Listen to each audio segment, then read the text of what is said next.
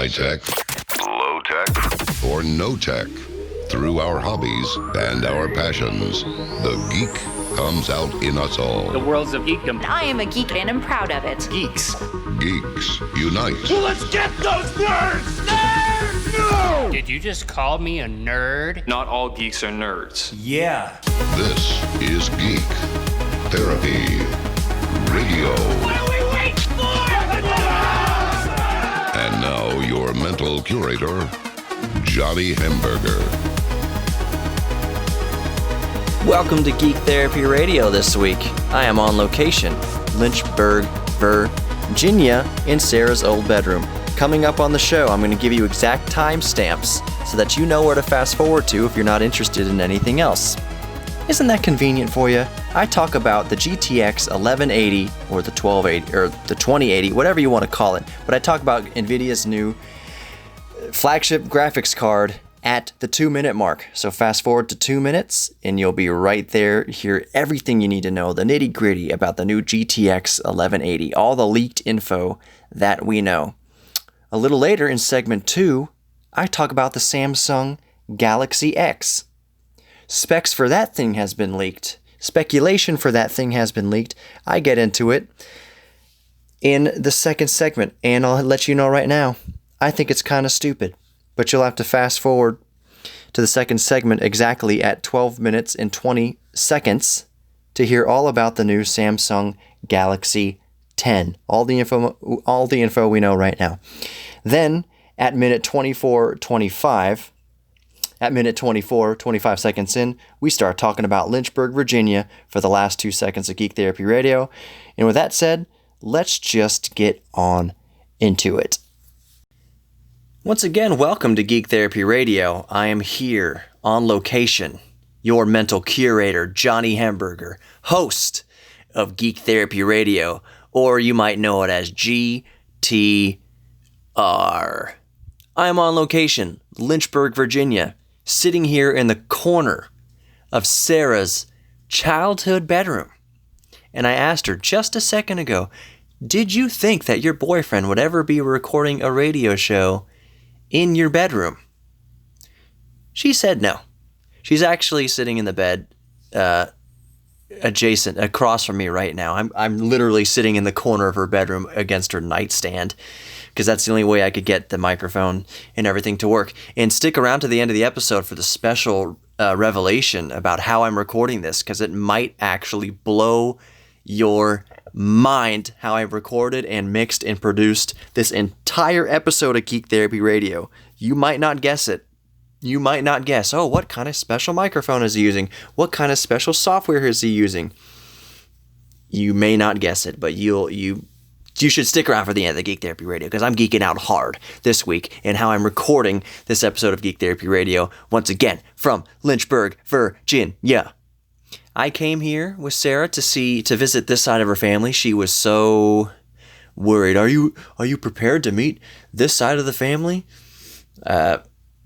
Yeah, because every family has their share of crazies, but there's been nobody crazy. Nobody is crazy on this side of the family, or on any side of Sarah's family. I think she just built it up to scare me a little bit. Now she's giving me a real dirty look. Sarah, by the way, and I promise listeners that I'm going to get into actual juicy tech stuff in this segment.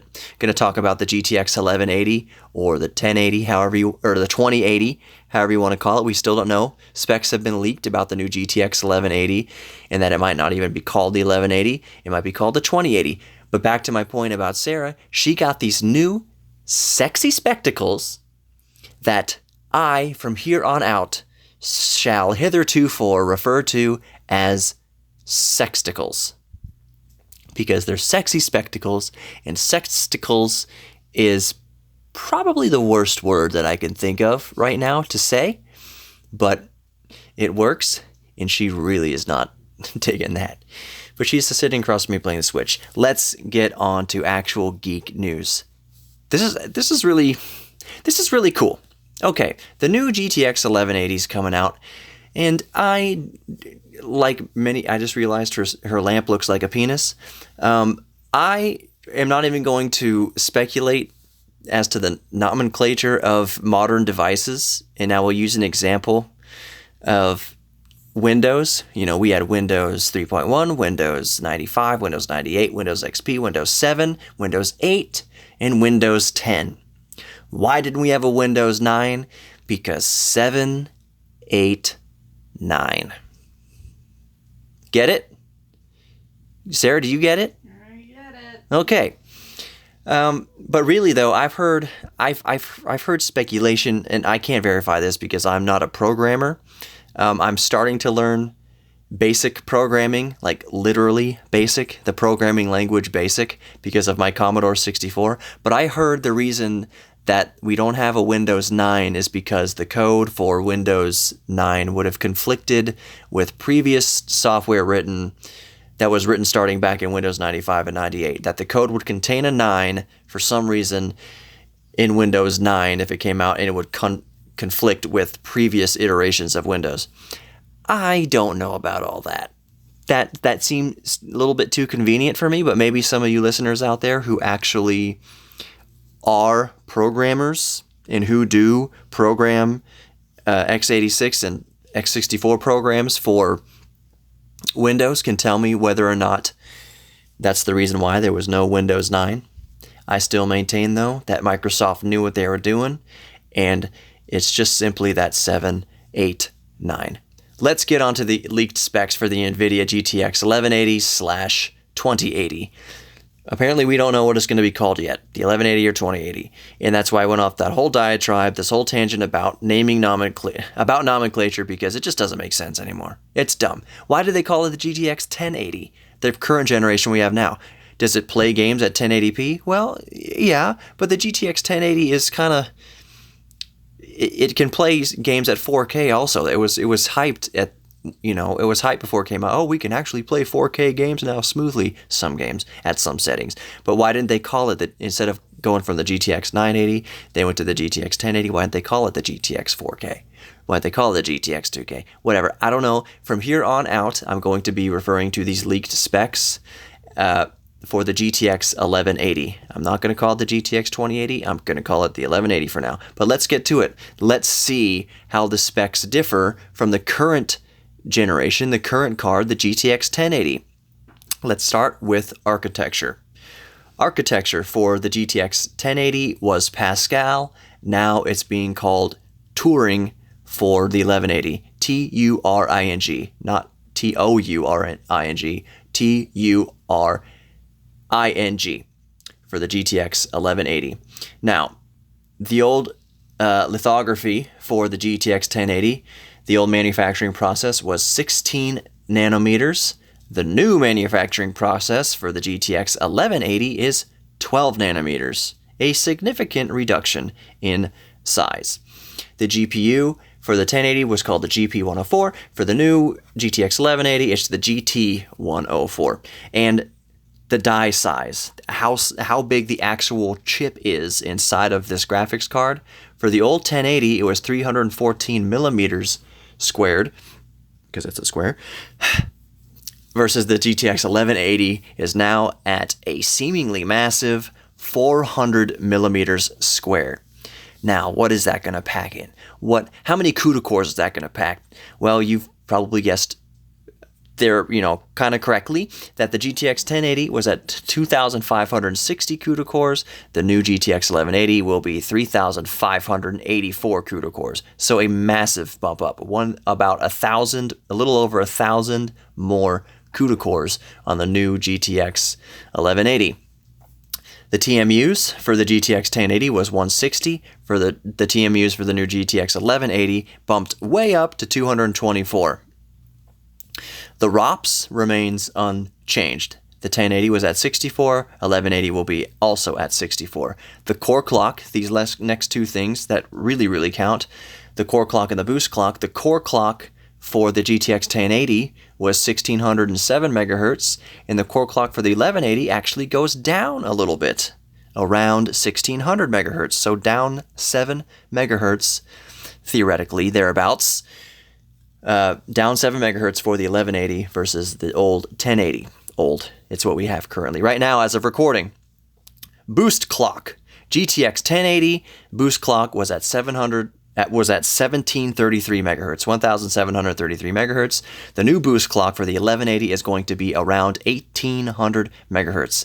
That is a boost of 67 or so megahertz thereabouts, and that could be significant. This isn't even overclock. This is just base clock type stuff. This base boost clock and base core clock kind of stuff.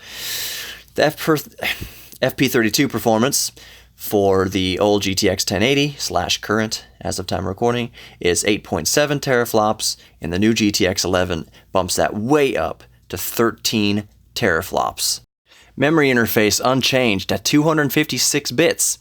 The memory, how much memory it actually has, the old 1080 had 8 gigabytes of GDDR5X. The new 1180 will have 8 to 16 gigabytes of GDDR6, the new GDDR6, which should be a bit of an improvement over the outgoing GDDR5X.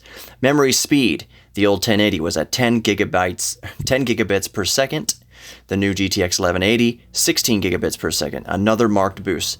Memory bandwidth, 1080 was 320 gigabytes per second. The new 1180 is a huge bump up to 512 gigabytes per second. That's crazy. TDP 1080 was 180 watts. TDP for the 1180 is supposed to be anywhere between 170 and 200. Remember that increased die size, remember that increased CUDA cores, remember increased memory. That's still a much more efficient card. The expected launch date is Q3, so that's July 2018 for the new GTX 1180, and the launch price is supposed to be around $700, but I do not believe that. It says $699. Bitcoin mining is probably still going to be a thing, so I expect the launch price to be way higher than that. But we'll be right back with more Geek Therapy Radio, live from Lynchburg, Virginia, Sarah's old bedroom in Lynchburg. So stick around, we'll be right back.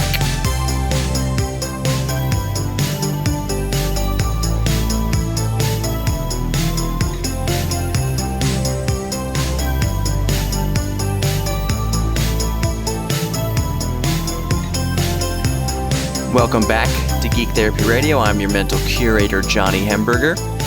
We just spent the last segment getting so nitty-gritty into the details and specs of the new GTX 1180 or 2080, whatever they're going to call it. It's supposed to come out July of this year, July 2018, so we'll see what they want to call it, the GTX 1180 or 2080.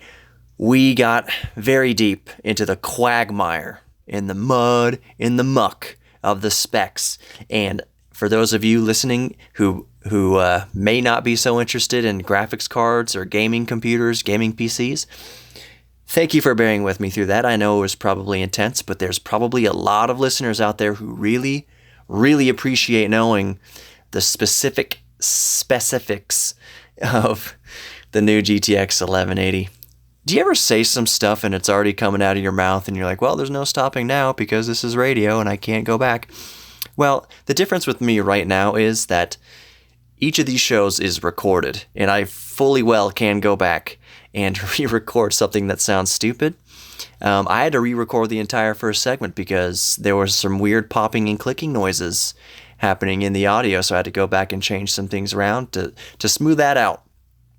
By the way, did I mention in the first segment that I've got a shock for everybody? At the end of the show, I'm going to tell everyone how I'm recording this week's Geek Therapy Radio. Not just where, because you all know that I'm here in Lynchburg, Virginia, recording this episode of Geek Therapy Radio, but the actual means as to how I'm recording and mixing and producing every aspect of this show is going to actually amaze a lot of you, because it's amazing me right now. I'm doing it right now, and it's still just like blowing my mind that this is how far technology's come. You might think I got this new special microphone. You might think I got this new computer or something like that. Nope. You want to stick around to the end of Geek Therapy Radio because I'm going to tell you how I'm recording this episode, and it's actually pretty great. In this segment 2 of Geek Therapy Radio this week, I want to talk about the new, this is like the speculation week. This is like the leaked information week. I've got some leaked info here on the proposed new Samsung Galaxy X, or the Samsung Galaxy 10. As you know, my current daily driver smartphone right now is the Samsung Galaxy S9 Plus, and it's great. If you haven't seen my YouTube review on it, go watch the review. There's phallic references. There's some silliness in there. There's like one phallic. One? No, there might be two. I don't know how I can get through, like any 15 minutes of audio that I am a part of, there might be like one overt or very subtle phallic reference. Probably not though. I'm selling myself I'm selling myself short. I am not that crass.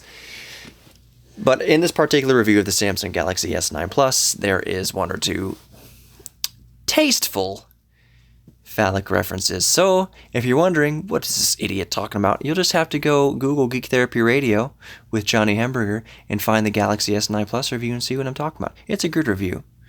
It really is. I try to make my reviews fun. I try not to make them so boring.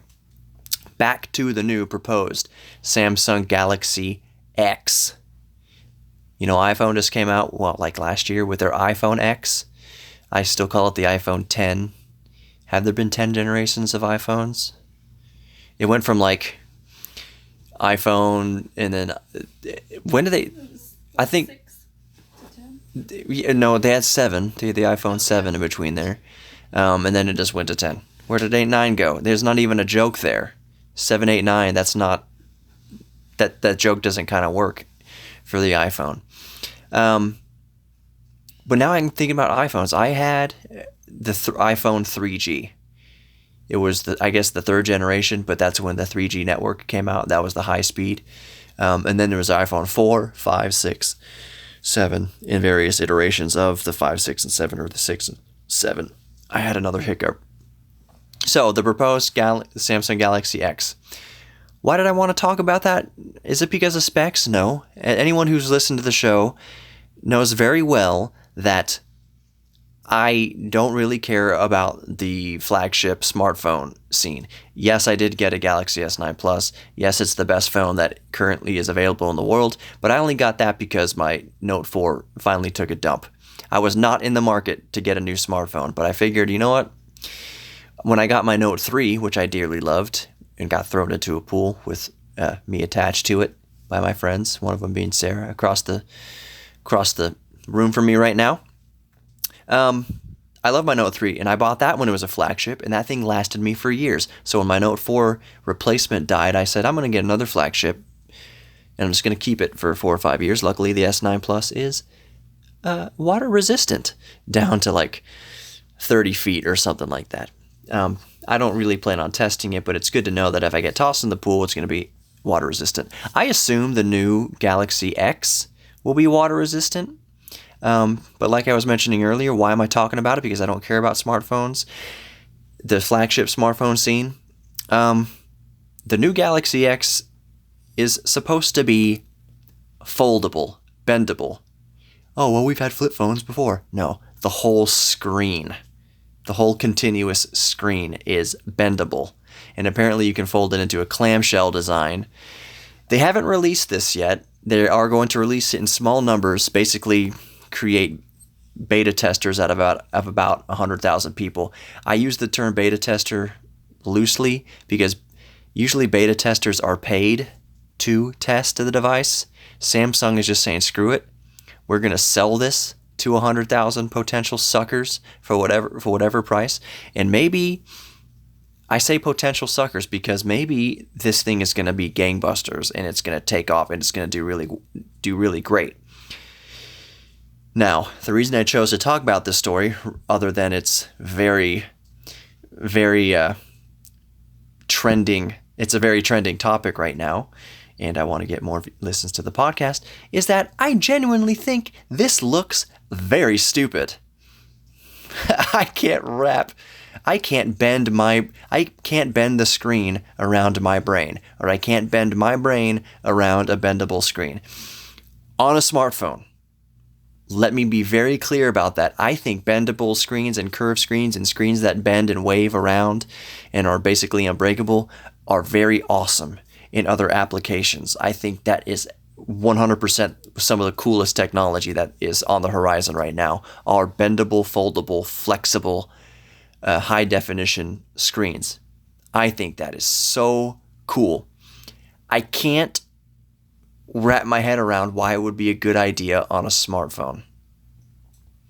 I can certainly understand Samsung being the manufacturer to give it a whirl because they created the curved edges of phone screens, which I hated. But in its implementation in the S9 Plus, it's a much more gradual curve. You can still see stuff in the curve. I thought the curve in the initial Galaxy S8, I think it was, or S7, whatever was the first Samsung to adopt these curved edges, I thought was dumb. I didn't want any part of it. But the subtle curve to this Galaxy S9 Plus is great. So here's what I'm wondering. If the Galaxy X comes out, and I think that the bendable, foldable clamshell screen, the whole screen bends 180 degrees basically, I think that's dumb on the get-go. But I think down the line, the Galaxy 11 maybe, whatever they choose to call it, that has a much more subtly flexible screen, not like the iPhone 6, which bent in your pocket unintentionally. Or was that the 7? It was a 6 or 7 that bent. That was just a very weak frame.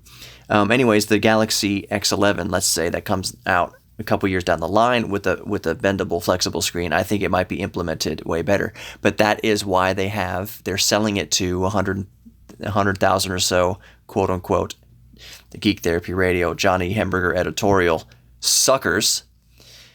They're going to let them figure it out. Of course, they're going to say, well, you've had it for a few weeks. What do you think about the screen that bends 180 degrees clamshell like an old Motorola Razr phone, which are still awesome? We'll see how they suss it out. But on the get-go, I think it's going to be... I just think it's stupid. A 7.3 inch, that's massive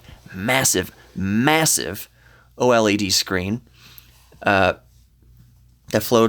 folds down into a clamshell shape. It's just, why? I don't know. I get lost for words. It just seems so stupid to me. Again, just in a smartphone application. In a much bigger application, that seems like the coolest thing in the world. But in a smartphone, why? But Samsung's going to figure out why. They're going to test it with all these beta testers who are going to pay for the privilege of beta testing. I'm not really getting into the specifics as far as what processor it's going to have inside of it, how much memory it's going to have. It's probably going to be similar to the S9 Plus. It already has a lot. The S9 Plus, I'm rocking 6 gigs of RAM, 64 gigabyte, and a Snapdragon 845. So let's say it's a Snapdragon 855, or they'll just keep the Snapdragon 845 and then the Exynos 9810 in other parts of the world. Don't care.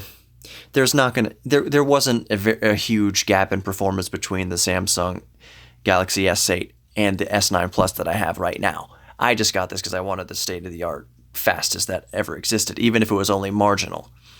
So whatever the iPhone X has is not going to be a game changer as far as processing. The game changer is going to be the foldable screen.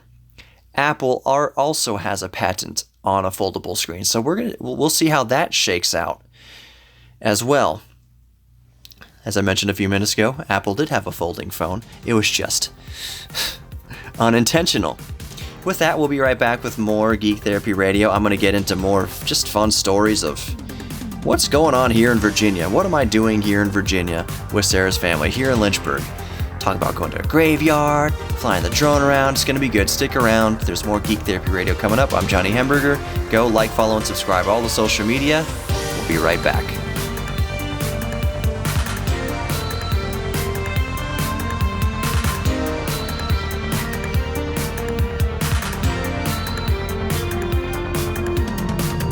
Welcome back to Geek Therapy Radio. I am Johnny Hamburger, your mental curator. Sarah just lost at Tetris and is throwing a tantrum.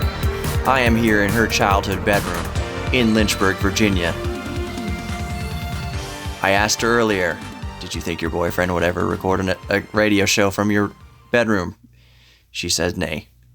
Just like that, like a horse. Nay. Okie dokie. Your hair is luxurious like a horse's mane. You have a ponytail. Anyways, let's talk about Lynchburg, Virginia. It's kind of neat that this house was built on her. Was it your grandfather's land? Her grandfather owned all the land out in these parts of rural Lynchburg, and her daddy built a house on it, and that's where they have lived since 1985. This is the same house. Sarah was born like yesterday, so she's lived in this house nearly her whole life before she came to Houston. Let's talk a little bit about Lynchburg. Lynchburg, these are things that I'm looking up on the Lynchburg.gov website. So it's not like I just have this encyclopedic knowledge of Lynchburg, but it was founded by John Lynch. That was his last name. Lynchburg actually was not named for the activities that they like to do here. That's what I thought. I thought it may be named Lynchburg because, let's just get real with it, it's very historical. It's a very old town. There was probably some lynchings that went on here. And so I think anyone thinking about the town would probably assume that, it's called Lynchburg because, of a sordid Confederate past, perhaps. But that's actually not the case. I'm not saying it didn't happen. I'm sure it happened. By the way, those type of horrible atrocities happened all over the North as well. The South didn't have a monopoly on racism or treating black people badly. It was happening all over the country, not just the South. So anyways, Lynchburg, named after John Lynch, not after the activity of lynching, like a lot of people might assume. He was 17 and he started a ferry service across the James in 1756. Sarah, did you know any of this? Some of it. Did you see in Houston, in Texas, we have to take a year or two of Texas history, and I'm sure you have to take probably Virginia history. Because Virginia is the cradle of the United States. Revolutionary War, Civil War. Virginia is it. Virginia is the United States. Washington is just up the street, a couple hours or so. 4 hours. 4 hours just up the street. Washington, D.C., which is not technically Virginia. Do I have a tick? Did I finally find one? Nope. No. We went hiking the other day, and Virginia is just mind-blowingly beautiful. Holy crap, is it gorgeous. You can see a lot of it if you follow me on Instagram, Geek Therapy Radio on Instagram. You can see a lot of Virginia pictures and stuff from there. It's just awe-inspiringly beautiful. It is. You can understand why we fought hard to keep this country, why we fought England to get out or to give us our sovereignty, because there's a lot. Not only is there gold in them thar hills, but just the beauty of the landscape, just everything that the land has to offer, simply stunning. It says here 45 acres. What does that mean? In October 7, I'm just going to read this straight from the website. In October 1786, the Virginia General Assembly granted John Lynch a charter for a town. The 45 acres granted for the town were his own land. Lynchburg was incorporated as a town in 1805 and as a city in 1852. Did you know that, Sarah? They probably taught it in Virginia history class, but Sarah's probably looking at Zac Efron posters. The last tribe of Indians in the city were the Monacan, Monacan. The Monacan Indian tribe lived in Lynchburg until well into the 17th century. The chief village, their chief village, Rassawek, stood near where the James and Rivanna rivers meet in Fluvanna County. What are these names? Fluvanna. I'm sorry. Fluvanna County. They were driven. Yeah, they were okay. They were driven westward or killed by the Powhatans and Iroquois. Powhatan. Thank you, Sarah. I told you I needed in here for these segments because all these pronunciations and local colloquialisms are going to be tough without a native Virginian. What was a native of Lynchburg is a Lynchburger. Yes, when we went to the graveyard today, it said so-and-so was a da-da-da and a native Lynchburger. My last name's Hamburger, which makes sense. Like a native of, well, technically Hamburg, Germany, Hamburger. It all makes sense now. But my last name's Hamburger. Okay, so the Monacan Indians were driven westward by the Powhatan and the Iroquois. I've never heard of the Powhatans. I've heard of the Iroquois. Descendants of the Monacan now live in the Bear Mountain area of Amherst County. That's interesting. So there's Native Americans all around this country, and you know what? Here's why I think this little paragraph is funny. It says they were driven westward by other Indian tribes. Okay. Yeah, right. I'm sure they may have helped, but come on. I mean, come on. Okay. Quakers. Does anyone care? I don't know. Just talking all about Quakers. The Miller Clater House. Tavern owner Samuel Clater. Okay. Historical Seven Hills. Miller Park.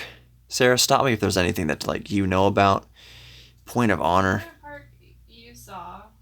I saw. Point of Honor is historical. It's historical. There's lots of historical things. I'm trying to talk about some interesting things that listeners who are from Texas, just like me, who live and die by the Texas flag, might be able to look away from our shiners in our Alamo just for 5 seconds to realize that other places exist. So there might be some interesting things about Virginia.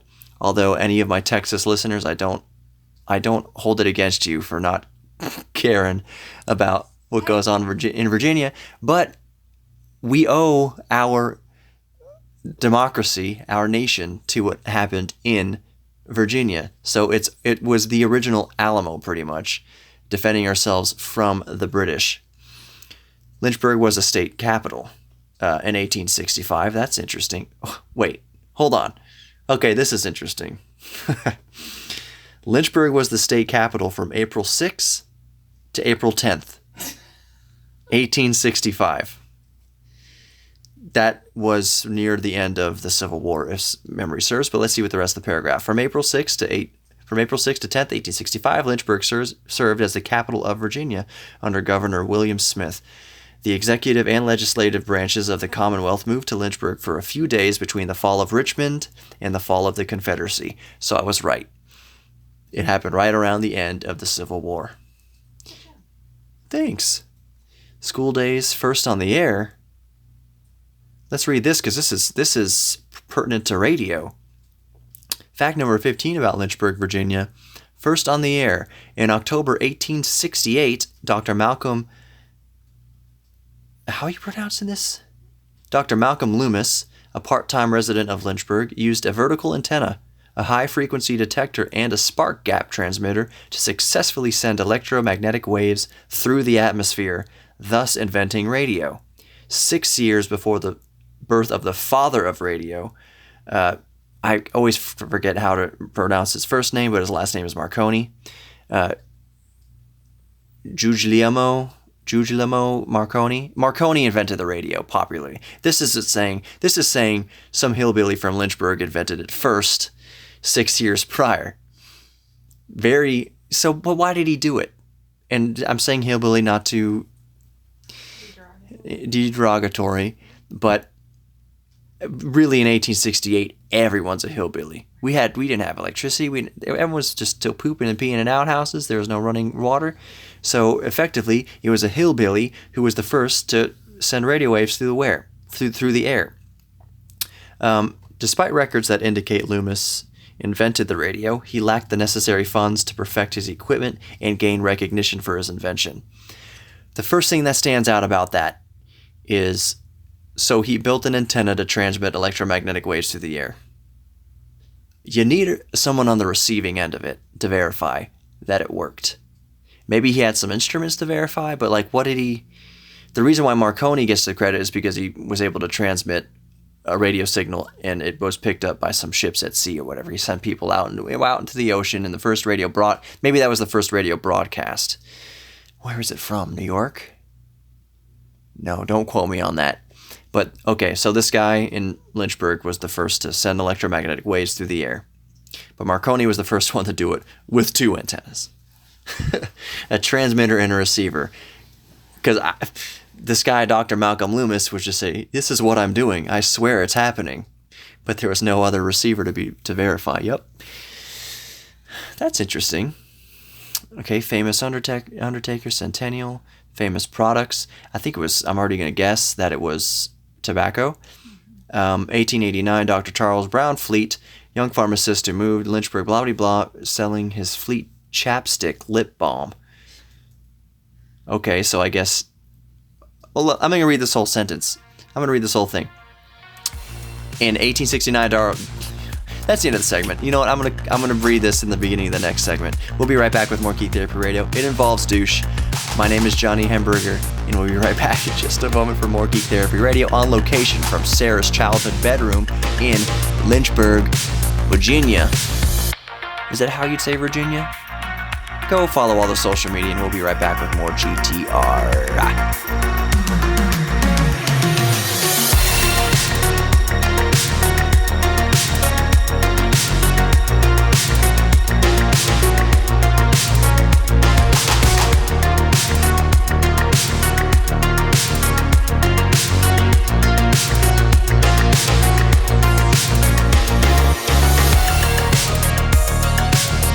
Welcome back to the final segment of Geek Therapy Radio. Let's pick off. I'm still in the frame of mind that I need to check myself for ticks. I should play the Brad Paisley song. Check you for ticks. Okay. I hear a bump music in my ear, so it's hard for me to think of the melody to the Brad Paisley song. But it's a good one. Sarah, will you come check me for ticks? No. Live on the air? Yeah, sure. Here's a juicy one. Looks like a Skittle. Taste the rainbow. Let's get back to Virginia facts and talking about my time here. I almost said West Virginia, but Sarah would have exploded. I would have been dead if I said I was in West Virginia. Before we came on this trip, I asked Sarah if I needed to take some shots. I said, we're going to Virginia. Do I need to take malaria shots or cholera or yellow fever or smallpox? Do I need to get current on my boosters? She was not amused. The answer is no. I didn't even have to take a pill. Super easy. They got like beer here too. It's delicious. I'm just giving everyone from Virginia a hard time. Like I said previously in the show, Virginia is the most beautiful state. Definitely ranks up there. I'm having a hard time thinking of more beauty. It's probably on par with Colorado and Wyoming in certain ways. No, there's not this. It's not the Rockies, but I always thought this part of the country was where I would want to settle down. Like if I had a choice, it would be a toss up between Colorado or the Blue Ridge Mountains. It is just a very beautiful part of the country. People are super friendly. They got a Best Buy here, right? Yeah. Okay, we're good. They got Best Buy and Wi-Fi. It's all right. Back to the paragraph, the fact number 18 about Lynchburg, Virginia.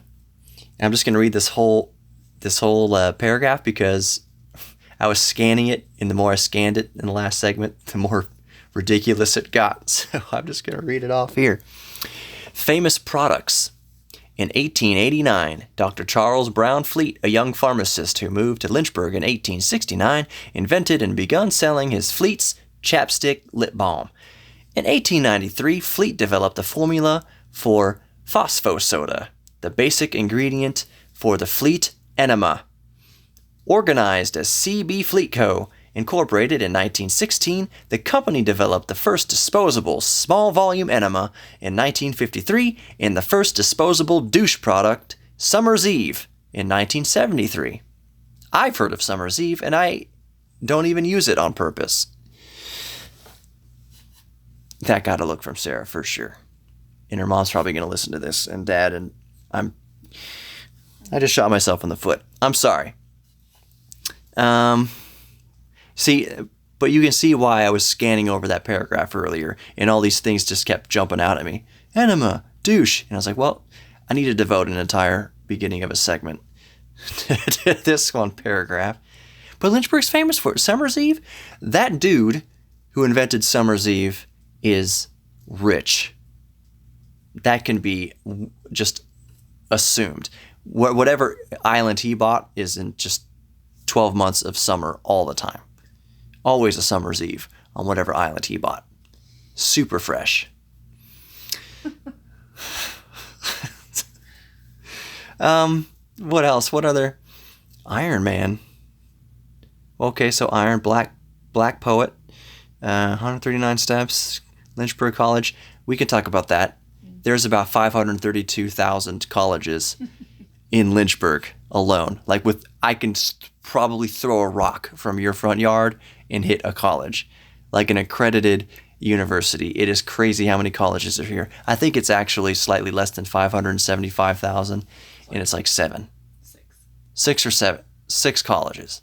Lynchburg is a college town now. We were talking about this earlier, where Lynchburg had a tobacco storage facility and they turned it into a hospital. There are some businesses, some corporations that were kind of driven out or left, and the universities came and kind of filled the gap.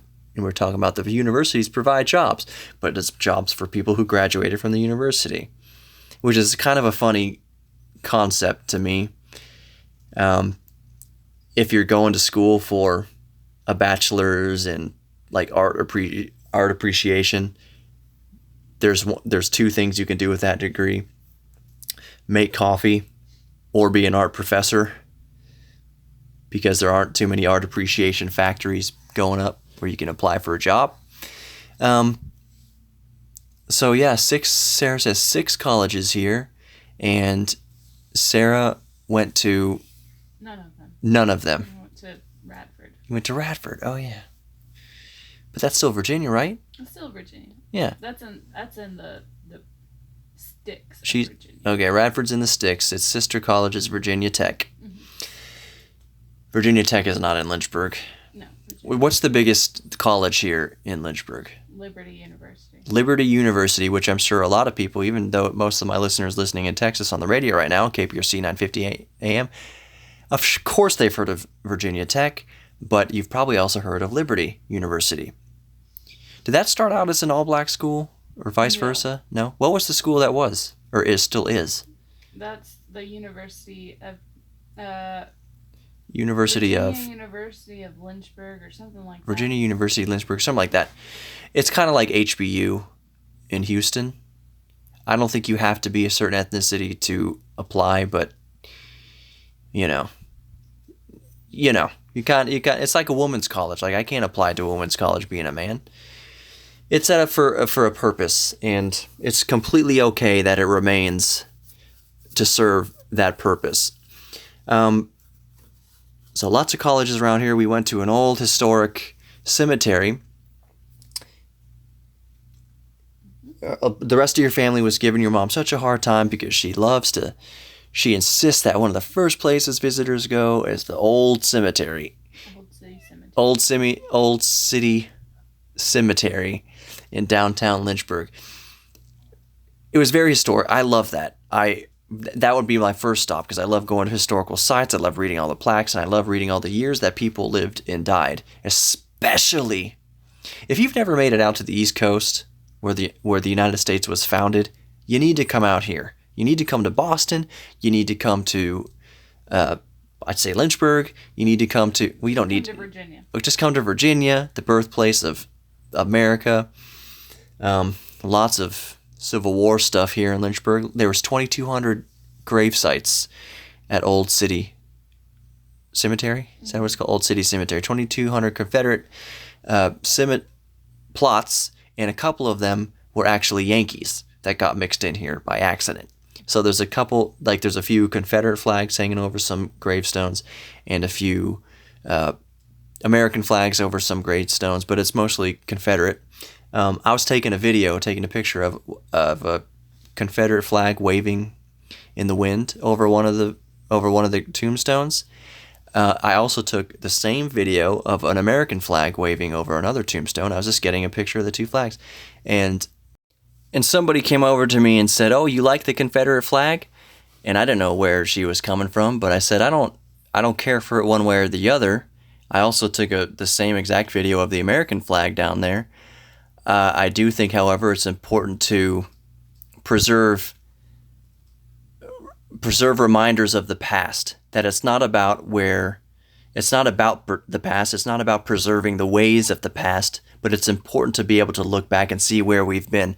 And she was like, "Oh, absolutely 100% agree. I don't stand for anything that the Confederate flag stands for. Slavery was the worst thing that ever happened to our country. It's horrible, absolutely horrible." But she agreed. She's like, I think it's important to save some relics from the past, some flags and some statues, not to point out that we should go back there. A lot of people wave the Confederate flag around like the South will rise again. It's not about that. It's just about seeing where you've been so we know better how to head into the future. And I agreed with her 100% on that. What was I going to say? So I really liked that cemetery. 2,200 Confederate soldiers. A few of them were Yankees that got mixed in there. And they just kept the tombstones there. It's very interesting. Lots of history there. I flew the drone over it, which was... I keep going on. Like, it was immensely beautiful.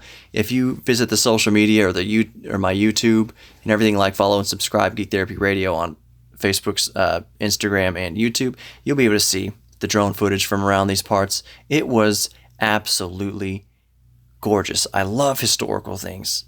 So, when I'm looking at a Confederate flag or a monument of General Lee, I don't think... It's not that I support anything that they were fighting for. It's just like, that's a very interesting time in our nation's very young life. So I love all this historical things. I love Boston. I love certain parts of New York that are very historical. But if you want history, Virginia. This is the birthplace of our country. And with that, thank you for listening to Geek Therapy Radio. Here is the bombshell. This entire show was recorded, mixed, and produced on my Samsung Galaxy S9 using the built-in microphone and some audio and an app called Audio Revolution. I edited it, recorded it, and I sent it all back to Justin using this smartphone, Justin at KPRC, who uploaded the show. Isn't that cool? That's where technology is. This radio show, this broadcast radio show, done 100% on the Samsung Galaxy S9. Be good to each other, my geeks, and also be good to yourselves. We forget that sometimes. I'll see you next week with more Geek Therapy Radio.